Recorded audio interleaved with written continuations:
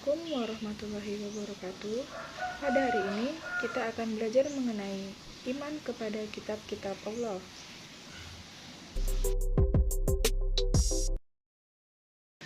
Dalam pembahasan kali ini, kita akan membahas yang pertama, makna iman kepada kitab-kitab Allah, dan yang kedua, perilaku dan hikmah beriman kepada kitab-kitab Allah. Iman kepada kitab-kitab Allah artinya percaya dan meyakini bahwa Allah mempunyai kitab yang telah diturunkan kepada para rasulnya agar menjadi pedoman hidup bagi umatnya. Lalu yang kedua ada kitab dan suhuf. Kitab dan suhuf merupakan wahyu Allah yang disampaikan kepada para rasul untuk disampaikan kepada manusia sebagai petunjuk dan pedoman hidup.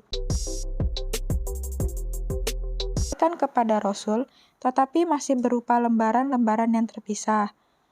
Lalu persamaan antara kitab dan suhuf. Mereka sama-sama wahyu dari Allah. Dan perbedaannya adalah yang pertama, kitab lebih lengkap daripada isi suhuf. Dan yang kedua, kitab dibukukan sedangkan suhuf tidak dibukukan.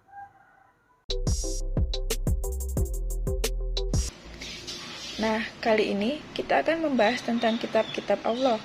Yang pertama, kitab Taurat. Yang kedua, kitab Zabur. Yang ketiga, kitab Injil. Dan yang keempat, Al-Quran.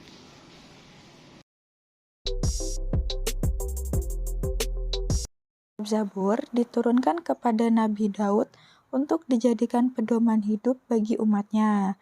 Secara garis besar, Zabur berisi pengalaman yang terjadi pada Nabi Daud, di antaranya pengakuan dosa dan pengampunan dari Allah, kemenangan atas musuhnya, dan kemuliaan-kemuliaannya.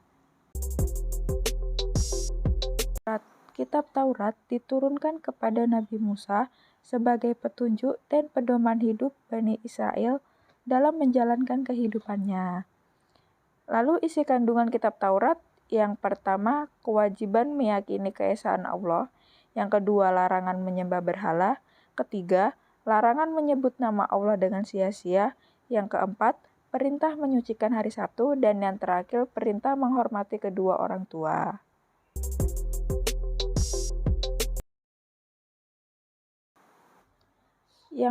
Lalu yang ketiga ada kitab Injil. Kitab Injil yang diturunkan kepada Nabi Isa sebagai petunjuk dan pedoman umatnya, yaitu Bani Israel. Isi kandungan kitab Injil adalah perintah yang pertama adalah perintah kembali pada tauhid yang murni. 2. Ajaran yang menyempurnakan kitab. Dan yang ketiga, pembenaran terhadap kitab-kitab yang diturunkan sebelumnya. Dan yang keempat, ajaran agar hidup sederhana.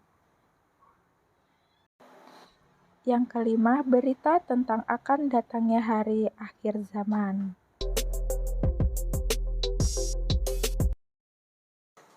Kitab yang terakhir adalah kitab Al-Quran, yang dimana kitab Al-Quran diturunkan kepada Nabi Muhammad SAW sebagai petunjuk dan pedoman hidup umat manusia dalam menjalankan kehidupan di dunia.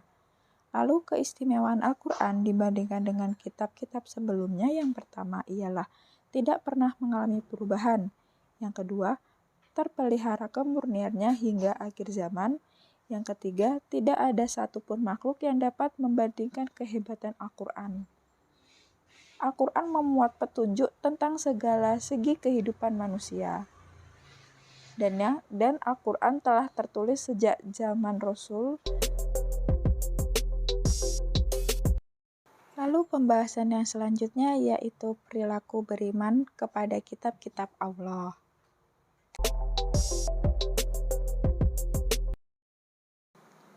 Perilaku beriman kepada kitab Allah yang pertama, beriman kepada kitab-kitab Allah sebelum Allah menurunkan Al-Quran, yakni meyakini bahwa Allah telah menurunkan kitab sebelum Al-Quran.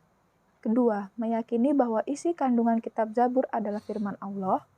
Yang ketiga, meyakini bahwa isi kandungan kitab Taurat adalah firman Allah. Dan yang keempat, meyakini bahwa isi kandungan kitab Injil adalah firman dari Allah.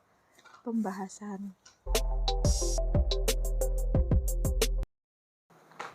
Yang kedua, beriman kepada Al-Quran. Yang pertama, harus meyakini bahwa Al-Quran itu benar-benar wahyu dari Allah bukan karangan Nabi Muhammad SAW. Yang kedua, meyakini bahwa isi Al-Quran itu benar dan tidak ragu sedikit pun. Dan yang ketiga, mempelajari, memahami, dan menghayati isi Al-Quran. Dan yang terakhir, mengamalkan ajaran-ajaran Al-Quran dalam kehidupan kita sehari-harinya.